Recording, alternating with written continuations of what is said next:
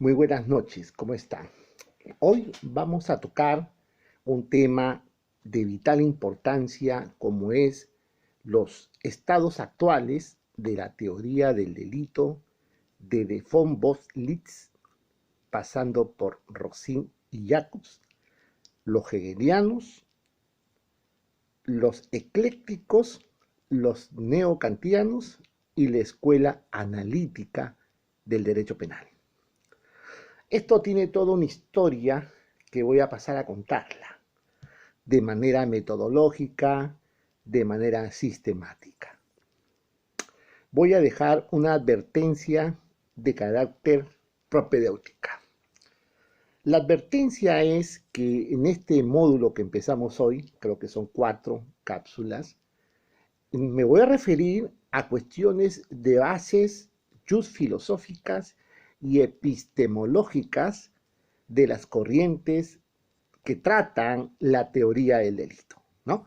Toda vez que resultaría ser demasiado pedir mucho por el tiempo que tenemos, desarrollar, por ejemplo, los criterios de la tentativa acabada, la tentativa inacabada, los temas de prohibición de regreso, el tema referido a la acto liber in causa, etcétera, de manera objetiva en cuanto a las diferentes posiciones doctrinales que hay. Yo me voy a referir básicamente a las diferencias epistemológicas que encontramos en las teorías del delito. Luego, seguramente en otra sesión que el Instituto de Filosofía y Derecho Penal me lo permita, estaré realizando de pronto ya análisis, por ejemplo, de la prohibición de regreso, de los cursos causales interrumpidos, etcétera, que son temas que se manejan en el derecho penal moderno. Bien, empecemos entonces con el estado actual. Vamos a hacer un breve resumen muy concreto, obviamente, de cómo es que se llega a la primera teoría del delito de carácter científica. Acuérdense ustedes que más o menos 1789, por tomar de pronto arbitrariamente una fecha, la Revolución Francesa hace un cambio en el mundo en cuanto al desarrollo de determinar, por ejemplo, la forma de cómo se veía el castigo, cómo se veía la pena en los diferentes estados, ¿no? Quizás uno de los libros que motivó la reforma en el derecho penal fue el famoso libro de Tratado de las Penas y del Delito de Beccaria, ¿no? Del delito y de las penas, ¿no? Quizás digo arbitrariamente porque hubieron muchos trabajos relacionados al tema, que es que hicieron que los filósofos del derecho, los juristas, comenzaran a pensar una nueva forma de darle de pronto una cobertura de carácter humanística a esta función del derecho penal, que es la función de penar. Así surge Franz von Liszt, acuérdense, Franz von Liszt, quien, tomando en cuenta los trabajos de Beccaria, los trabajos de los diferentes sociólogos de la época, realiza su famoso programa de Marburgo de 1882. En ese programa de Marburgo, que lo trabaja con 2 profesores alemanes, me refiero al profesor Pritz y a Van Hamel, que eran profesores en esa época de los cursos de filosofía del derecho y del derecho como forma de intervención. Todavía no existía un curso de derecho penal específicamente así llamado en Alemania. Pues bien, ubiquémonos, 1882, Franz von Liszt propone su trabajo del el programa de Marburgo. ¿Qué significaba ello? Significaba que en este trabajo Franz von Liszt presentaba que la pena tenía que tener un único fin. No podría haber un fin de venganza del jus puniendi del Estado, ni menos aún un fin que traiga como consecuencia la poco autorregulación del Estado para poder sancionar penalmente. Lo que se buscaba con los trabajos de Marburgo, una serie de técnicas, una serie de programas, de de normas, etcétera, era verificar lo que eran las medidas de seguridad, ¿no? Para el que delinquía. Y es por ello que recibió posteriormente muchas críticas el sistema de von Lis, en tanto que para él el delito lo centraba a partir de su escuela político-criminal, cómo sistematizar lo psicológico, lo empírico y sintéticamente lo ontológico. Es decir, que el que cometía el delito era un sujeto extraño a la comunidad jurídica, pero por problemas de carácter psiquiátricos o problemas de carácter psíquicos o psicológicos. De ahí que esa primera tendencia que fue tomada luego por el causalismo fue una tendencia biopsíquica, biológica, psicológica en la actuación del sujeto activo.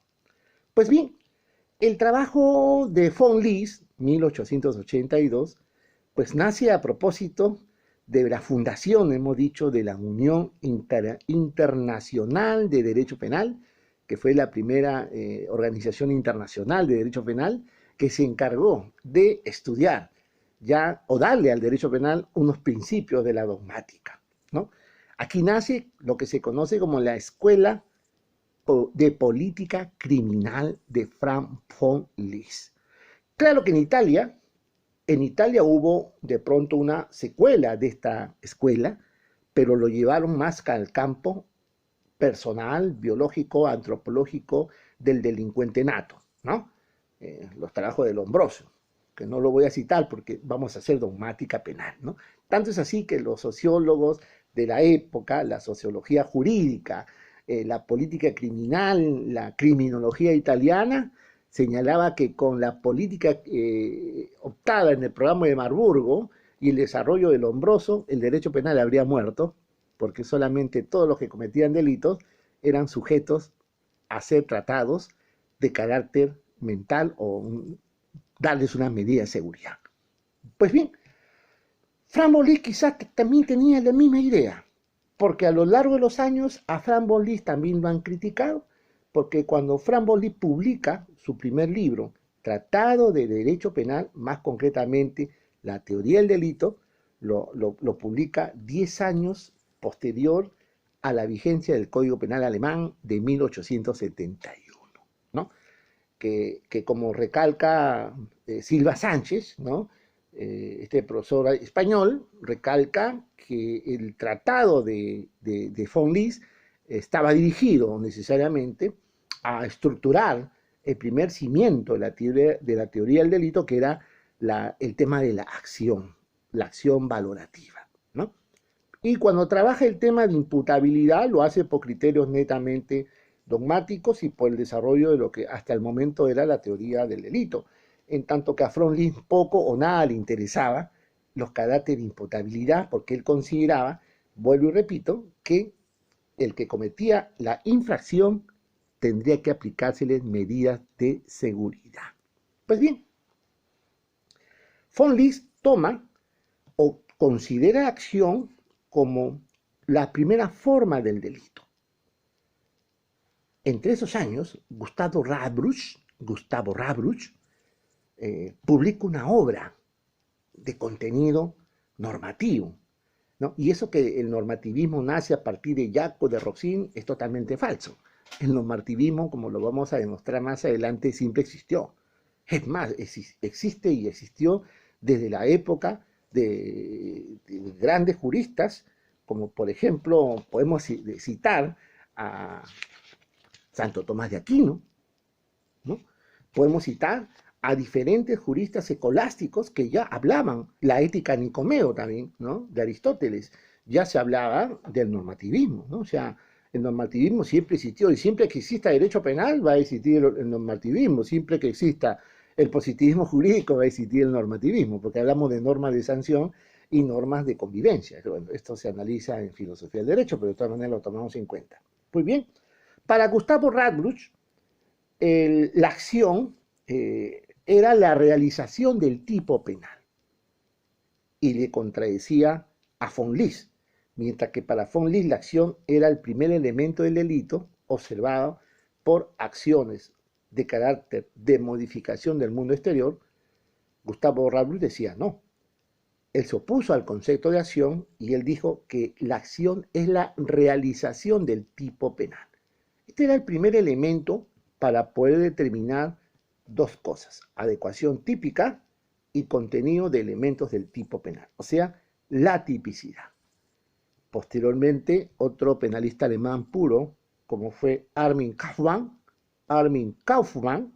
¿no?, en su libro La función del concepto de acción en la teoría del delito. Bueno, este es un libro que se publicó en México, en Veracruz, en 1979, fue traducido al español, donde él indica que la acción es un concepto prejurídico y ontológico. Y ya básicamente se va a ir ya a partir de Kaufmann dándole sentido al primer elemento del tipo, que es la tipicidad, ¿no? Con ello, lo que hace Armin Kaufmann es de pronto no contradecirlo ni a von List ni a Radusch, simplemente desarrollar sus tesis y dar por inicio al primer elemento categorial. El injusto penal nace a partir de los trabajos de Armin Kaufmann, ¿no?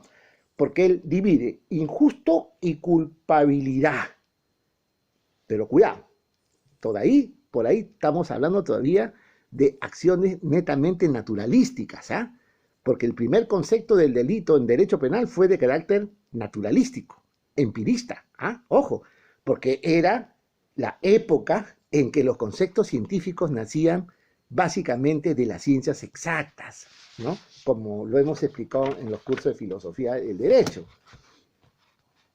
Von List, entonces, una vez que Kaufmann publique esta obra, no es que cambie su forma de observar y ver las terminaciones de las conductas delictivas, sino lo que hace es cualificar modernamente su posición.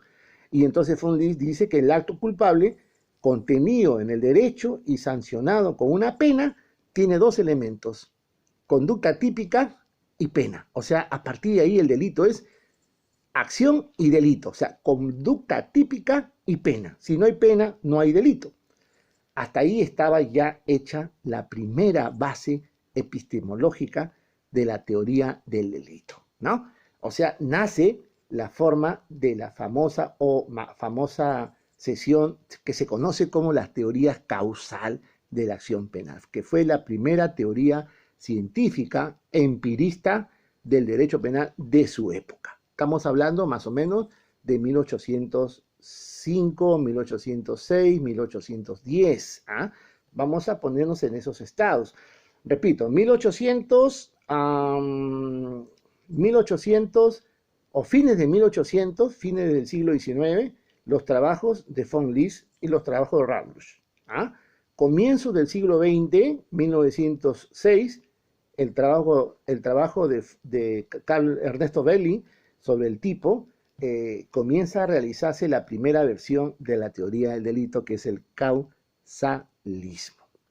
Fines del siglo XIX, vuelvo y repito, y comienzo del siglo XX, el derecho penal, la teoría del delito, es observada desde las esferas, básicamente, de las ciencias experimentales, la física y el empirismo y las ciencias naturales.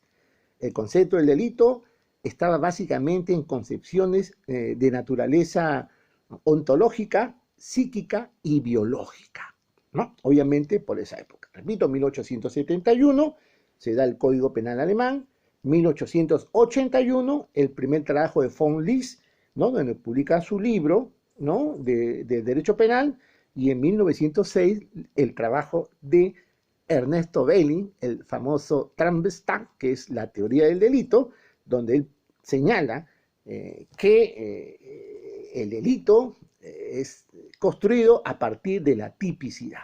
Ese fue el primer elemento científico que lo encontramos, repito, en la estructura causal, que ha perdurado hasta el momento, ¿eh? O sea que hasta ahora dura esa forma causal, claro, con criterio normativista, ¿no?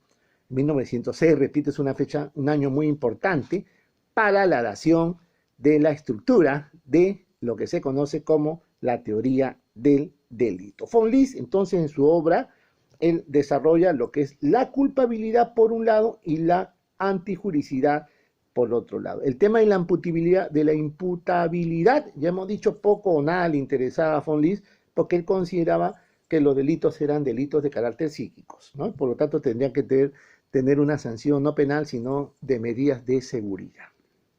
Hasta ahí, la primera estructura ya estaba realizada. Vamos a comienzos del siglo XX. ¿Qué pasó en los comienzos del siglo XX? Hemos dicho el Tampestam, la tipicidad, con Ernesto Belling, cuando publica su libro Lehre vom Verbrechen, que significa el tipo penal, ¿no? O el delito tipo, 1906.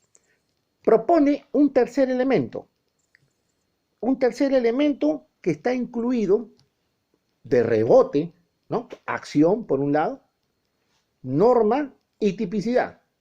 Claro, la estructura ha cambiado hoy, ¿no? Porque el primer elemento sería la tipicidad, pero Ernesto Belling, del punto de vista empirista, señala que en el Tampestam, ¿no? La tipicidad es el tipo legal y el delito a partir de ahí es definido como una conducta, ya no conducta, sino un comportamiento típico humano. Ya no era conducta, era un comportamiento típico humano. Eso significa que ya estábamos entrando a valorar cuestiones normativistas, ¿no? Comportamiento humano, en donde se tenía que determinar el contenido de la voluntad. Pero ese comportamiento humano estaba en la culpabilidad, no estaba en la tipicidad, como sí lo hace Belzel posteriormente con su teoría final de la acción. Bien, la culpabilidad para el causalismo queda definido como un comportamiento humano, comportamiento que vulnera una norma entre la relación psicológica entre delito y acción, que cambia el mundo exterior. Hay un cambio en el mundo exterior y esto que se conoce como el positivismo jurídico, algunos comenzaron a criticar indicando que se reduce el derecho a un conjunto de normas. Pero era la primera evolución de la teoría del delito. Entonces el esquema a partir de ahí fue acción, tipicidad, antijuricidad y culpabilidad. Este esquema ha sobrevivido hasta el momento. Según los críticos, a partir de la teoría neokantiana del conocimiento, ya se comienza un poquito a apartarse los criterios empiristas, porque a través de los nuevos kantianos, ellos plantean que la realidad hay que separarlo del mundo normativo. Era lo que los alemanes llamaban realidad, el Sein, y el mundo normativo, el Sollen. Separarlos ambos para darle un contenido valorativo no a los criterios de culpabilidad, sino al tema de la tipicidad. O sea, lo primero que hay que determinar son los elementos del tipo penal, para luego pasar a la culpabilidad. Así, el causalismo, que tenía una base neokantiana, como un causalismo valorativo, también es el primero en desarrollar que la ciencia no solamente es empirista, también es normativista. O sea, hay un aporte en el cual se observa al derecho penal de esferas de norma, naturaleza y derecho. Norma, naturaleza y derecho es lo que se denominó por los neokantianos la ciencia del espíritu. Es así que el mundo Meyer, más o menos en 1910 o 9, con ya los trabajos de Belling, él comienza a desarrollar estos criterios ya propuestos, pues lo repito, por Von Lis, por Kauffman, por Ernesto Belling, ¿no? Su famosa trilogía del causalismo valorativo. El sistema Lis, Belling, Radbruch da origen al causalismo valorativo, donde el causalismo genera básicamente las normas objetivas de valoración con juicios de valores y regula la causalidad cuando hay una lesión objetiva a las normas de valoración. Pero no nos olvidemos, siempre desde el punto de vista causal, o sea, siempre desde el punto de vista físico, ¿no? Modificación del mundo exterior, ¿no? En España, por ejemplo, los seguidores de esta teoría fueron José Rodríguez Muñoz, Jiménez de Azúa, José Antonio Oneca, José Rodríguez de Besa. En Perú, Luis Bramón Arias, el papá, Luis Roy Freire, el papá, Peña Cabrera, el papá, Hurtado Pozo, pero un poco causalista y un poco finalista, ¿no? Basta leer su libro de Derecho Penal, parte general. Estos trabajos están publicados también en la Academia de la Magistratura, con un trabajo que yo publiqué hace muchos años sobre los fundamentos de la teoría del delito, ¿no? Y también en la universidad, en la unidad de posgrado de la Universidad particular San Martín de Porras, en donde también está como parte del sílabo de Derecho Penal, parte general, en mi trabajo relacionado a los fundamentos de la teoría del delito, donde ahondo un poco más en ese aspecto, ¿no? Y lo pueden encontrar también en la Academia de la Magistratura. Lamentablemente, bueno, mi trabajo ya se vendió, ya no tengo solamente un libro, nada más, que lo tengo como ahí acá en la biblioteca. Pues bien, el neocantismo, que es una teoría de conocimiento, ¿no? Se aleja ya básicamente de valoraciones naturalísticas para ir introduciendo el núcleo causal, ¿no? O sea, la conducta a través que no necesariamente nace de un proceso causal. Esa conducta, que es el comportamiento que ya nace como comportamiento típico, ¿no? Van a ser básicamente desarrollándose a partir de criterios ya normativistas, ¿no? Hay una crítica de que el derecho no regula hechos, cuidado, el derecho regula conductas, o sea, comportamientos, ¿no? Los hechos no son regulados, los hechos se dan. El derecho no puede impedir la realización de un hecho, ¿no? Sobre esto también tengo otros trabajos publicados en la revista Jus Latin sobre las escuelas del derecho penal y mi libro de Fundamentos de la Teoría del Delito. Ahora bien, a partir de ahí podemos nosotros hablar que surge una escuela muy poco tratada, es la escuela suboccidental alemana, ¿no? Porque imagínense ustedes los periodos, ¿eh? 1906, los trabajos de Belling, 1910, el causalismo, duró poco el causalismo, ¿eh? Duró más o menos hasta 1930, ¿no? Porque ya entre el 29, el 28 y el 30, antes de la toma del poder de Adolf Hitler en Alemania, el finalismo ya comenzaba a desarrollarse, como dice Armin Kaufmann y Fritsch, ¿no? Para darle pauta, lógicamente, a una posición de una escuela suboccidental en Alemania muy poco tratada, muy poco desarrollada por los tratadistas de derecho penal, ¿no? Porque obviamente después de la guerra, de los únicos que quedaron fueron Edmundo Meyer y Belzel, ¿no? Lo demás, sus tratados fueron muy poco traducidos, ¿no? Hay muchos libros alemanes que no han sido traducidos, ¿no? ¿Cuánto podía exigirse en esa época exigir las conductas para que los sujetos ciudadanos respetaran la ley, el derecho? Acuérdense ustedes que en el causalismo y en el finalismo la exigencia de la conducta esperada era un debate a nivel de la culpabilidad, en tanto que, acuérdense ustedes, después de la Primera Guerra Mundial en Alemania, pues para comprar 3 kilos de pollo, por ejemplo, ¿no? O 10 panes, habían que ir con una cantidad de marcos alemanes. Alemania había quedado destruida políticamente y militarmente después de la Primera Guerra Mundial. Y entonces, pues, los hurtos, las apropiaciones ilícitas, los delitos de vandalismo en Alemania en esa época, pues, eran propiciados básicamente para que puedan comer, ¿no?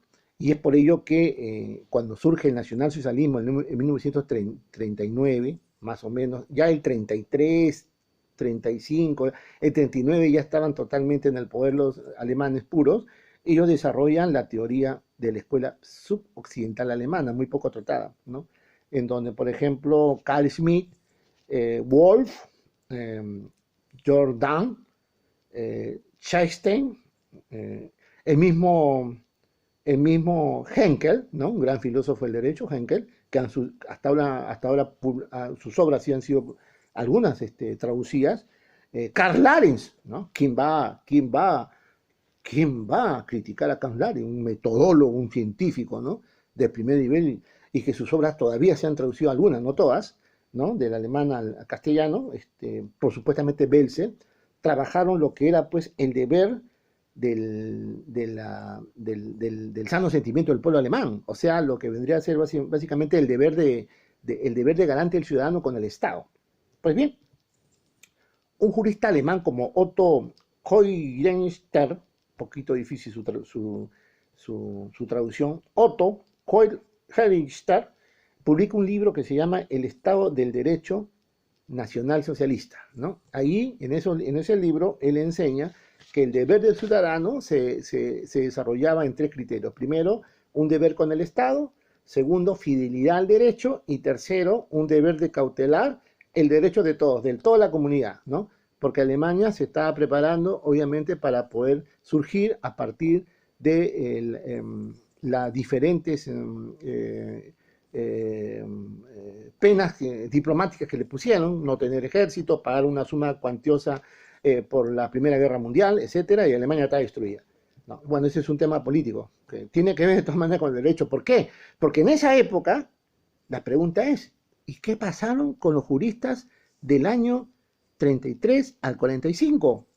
Pues algunos le han llamado jurista del terror, sin ninguna base, ¿no? Porque yo sepa, a ninguno de ellos lo hemos podido constatar en algunos libros que podemos haber tenido acá, que hayan ordenado la muerte de alguien, de ninguno. Todos eran criterios y posiciones científicas. Pero bueno, no voy a entrar a ese punto porque sería tema de otro curso, o tema de otro panel. Pues bien, esta filosofía del derecho penal suboccidental, también llamada filosofía de los valores, era teoría del conocimiento neocantiana, ¿no? Los famosos neocantianos, por eso que algunos dicen que Kohler, Michael Kohler, como quieran pronunciarlo, estaba muy cercano, como Carl Schmitt, al derecho penal alemán. ¿Por qué digo el derecho penal alemán? Porque de Alemania nace toda la historia de la teoría del delito, pues. Acá lo que ha pasado es que lo han traducido y hemos parafraseado a los alemanes y hemos hecho libros, ¿no? En toda España, en el Perú, en todas partes de Sudamérica, etc. Pero las posiciones científicas nacen de Alemania, perdón, ¿no? Entonces, esta escuela occidental alemana, en la cual ellos básicamente se centran en la filosofía de los valores y la teoría causal del riesgo, ¿no?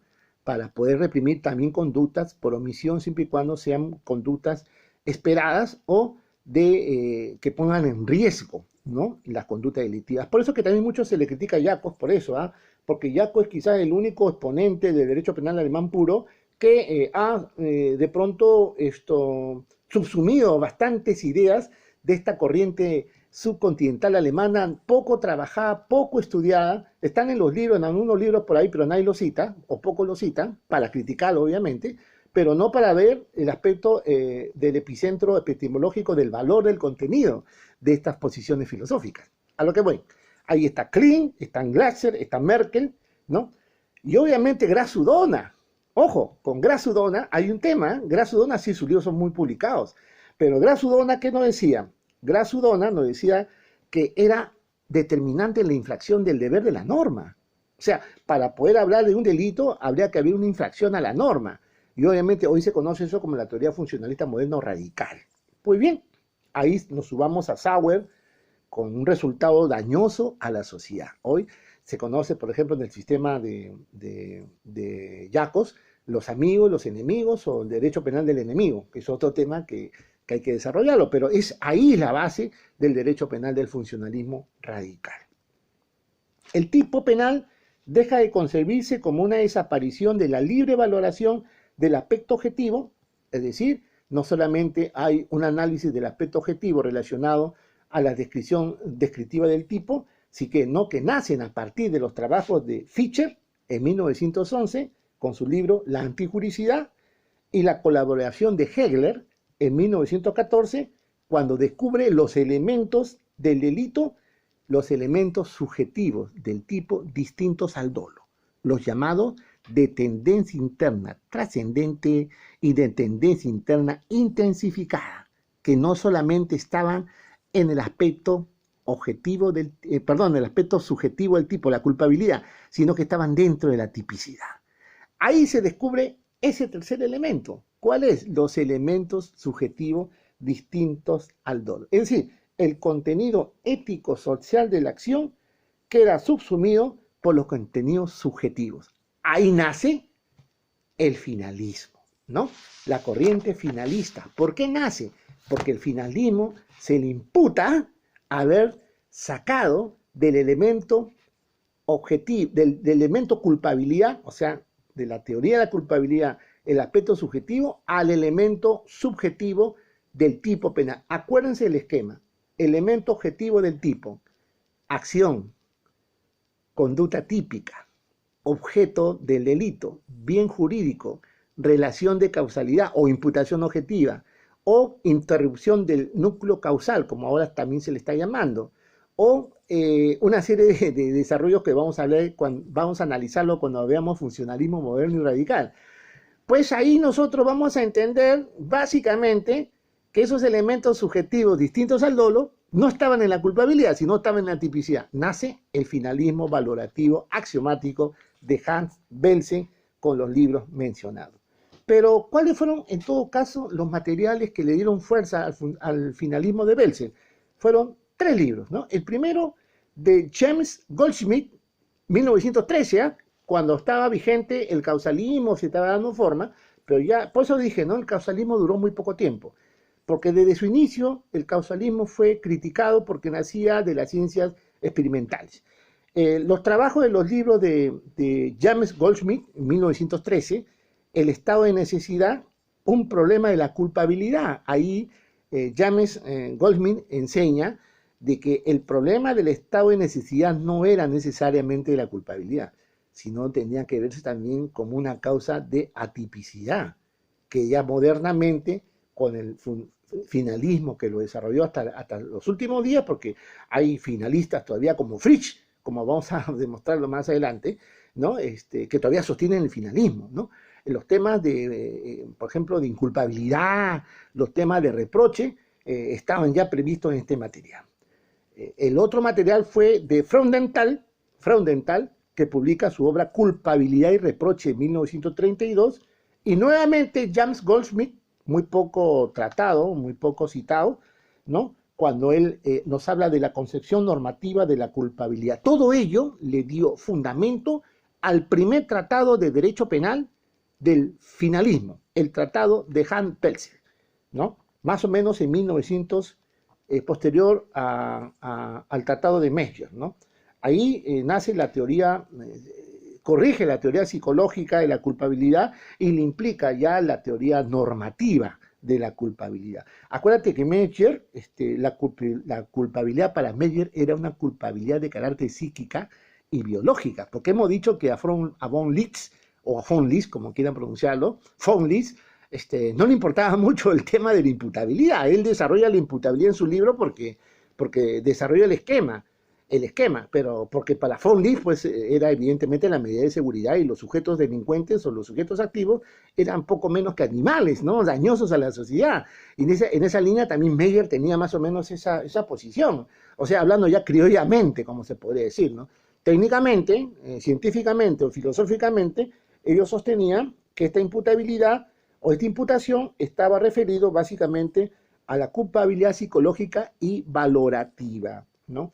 Los elementos de la culpabilidad para ellos era la imputabilidad con dolo y culpa que ha sobrevivido hasta el momento, o hasta nosotros, ¿no? Y como dije, 1906 y 1907 fueron muy importantes, porque en ese año, en el 7, Reinhard Frank, publica su obra Estructura del concepto de culpabilidad. Y ahí nos habla Frank, como lo que Jesús María Silva Sánchez siempre lo señala, nace lo que se conoce como el juicio al reproche. Y un poquito que ya va centrando la culpabilidad como no tanto infracción normativa, porque eso pasaría a ser un tema de carácter de antijuricidad, sino básicamente como un tema de concepto de reproche, por no comportarte conforme a derecho cuando pudiste haberte comportado conforme a derecho. La base de la exigibilidad de otra conducta, la falta de motivación en la representación del sujeto, fundamentando el ataque al deber jurídico. Y estos trabajos fueron desarrollados casi paralelamente al finalismo, ¿eh? Porque el finalismo con Belzer, por ejemplo, le da fuerza para postular su posición científica de las estructuras lógicas objetivas de Welzel, ¿no? Lo que Silva Sánchez también nos enseña, que más que estructuras lógicas objetivas de Welzel, habría que decir estructuras lógicas ontológicas de Welzel, ¿no? Para desarrollar el finalismo, ¿no? Como categoría del conocimiento, como una categoría del ser, como una categoría de carácter ontológica y valoración jurídica, ¿no?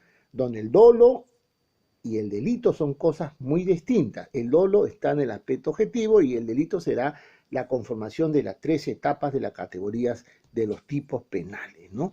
El dolo, repito, en la tipicidad. Las normas del derecho no pueden ordenar ni prohibir conductas, cuidado, y esto es cierto.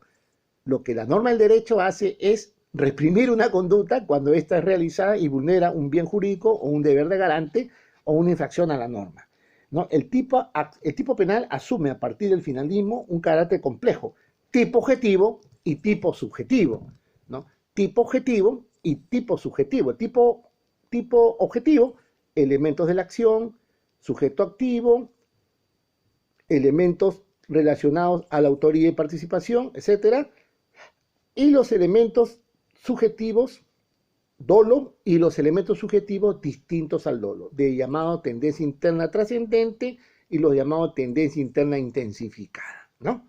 Ok, ahí queda ya la estructura de lo que viene a ser el tipo penal en el finalismo. Muy bien, ahora aparecen las dos formas de antijuricidad e injusto penal, ¿no? El injusto penal para el finalista será, o para el finalismo será, tipicidad y antijuricidad formarán un complejo de forma aritmética de injusto penal. La culpabilidad será observada como un libre albedrío de imputabilidad, o sea, de imputación. Y la antijuricidad se va a exigir siempre que este ataque una norma y la exigibilidad de otra conducta estará revisada en lo que es la vulneración al derecho. La acción y la omisión serán observadas como dos subclases de las conductas, siempre con la finalidad de poder determinar el comportamiento. O sea, por eso se llama conducta final, teleológica, ¿no? Finalista, de lo que el sujeto activo quiere realizar, ¿no? La omisión quizás será una posibilidad de hacer algo en calidad de garante, porque en la estructura causal la acción no ha sido muy bien sustentada, ¿no? La omisión no fue muy bien sustentada tampoco, porque por la omisión se decía había una inervación muscular, o sea, el sujeto no hacía nada porque se ejecute por impedir la realización de un hecho, pero normativamente no había una respuesta. El finalismo sí le da una respuesta porque él dice, para el tema de la omisión debe haber una posibilidad de hacer algo, y esto es lo que se conoce como calidad de garante. Si no hay calidad de garante, no hay omisión.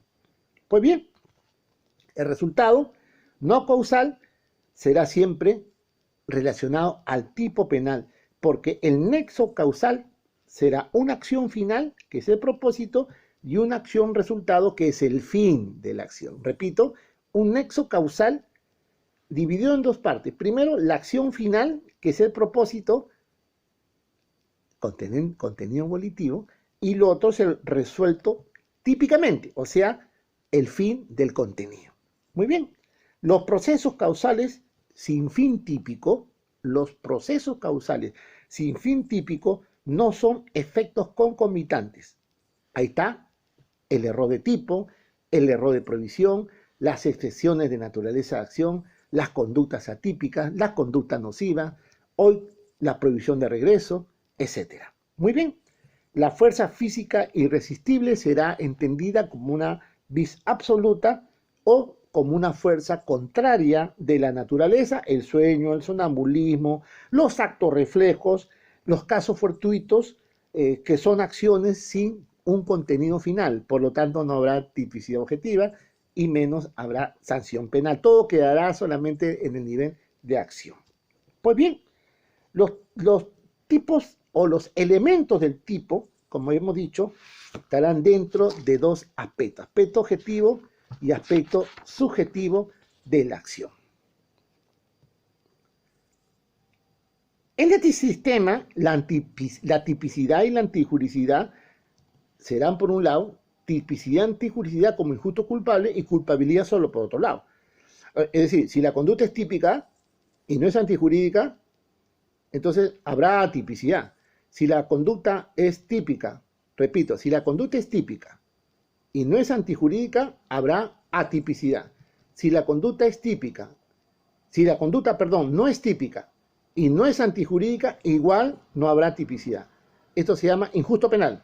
Pero si la conducta es típica, es antijurídica, pero no es culpable, habrá injusto penal, pero no habrá reproche penal, porque no habrá causas necesarias de culpabilidad. Eso es para la tendencia finalista, ¿no? En el sistema funcionalista eso cambia, como lo vamos a ver más adelante. Pues bien, el injusto penal entonces queda establecido como conducta típica, antijurídica y culpable, sometida a condiciones objetivas de punibilidad, ¿no?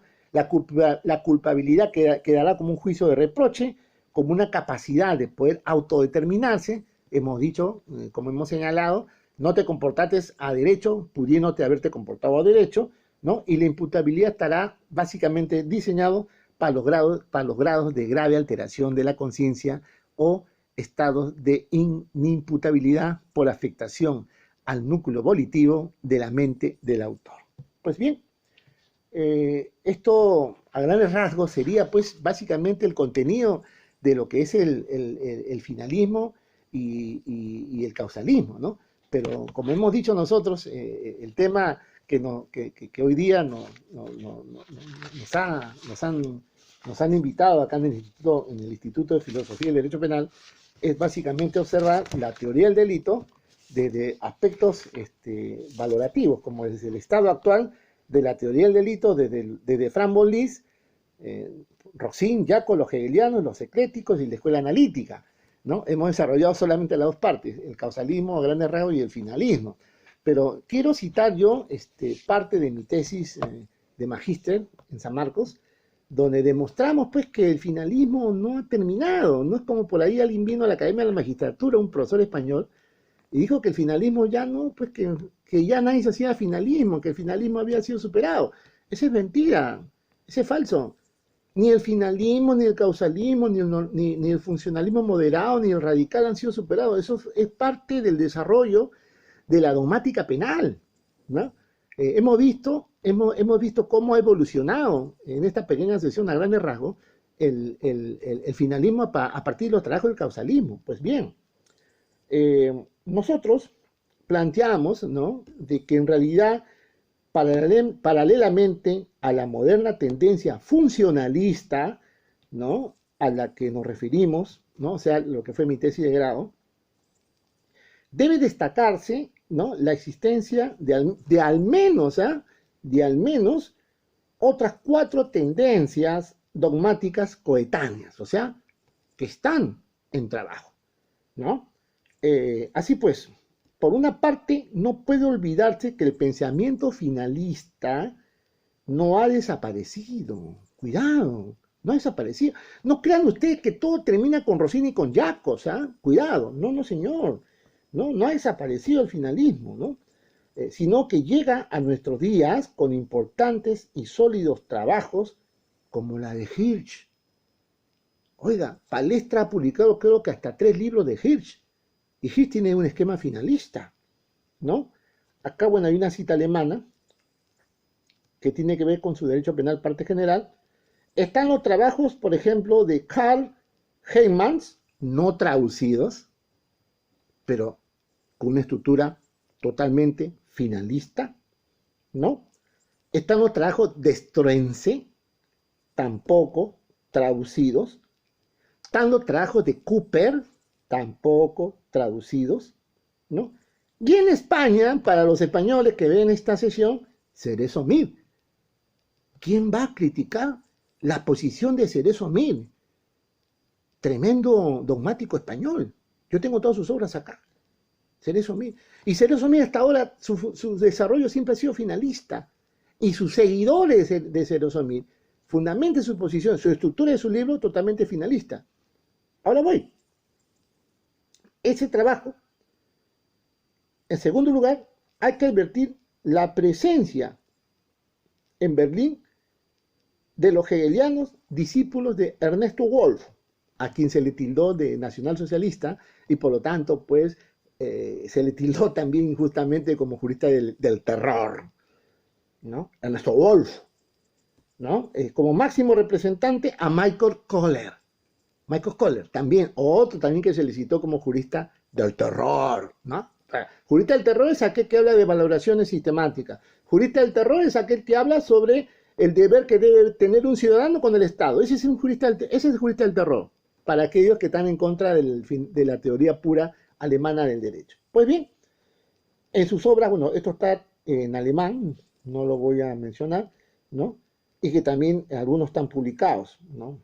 En tercer lugar, habría que ubicar la tendencia constituida por los partidarios de la filosofía analítica que pretenden evitar las valoraciones centrándose en la resolución de los problemas a través del análisis del lenguaje, Hirschka. El análisis del lenguaje que no solamente invade el tema de motivación o filosofía analítica del derecho, sino también al derecho penal, Hirschka, que también hay libros publicados en Perú. Muy bien. Y por supuesto, bueno, está publicado en Alemania, y por último,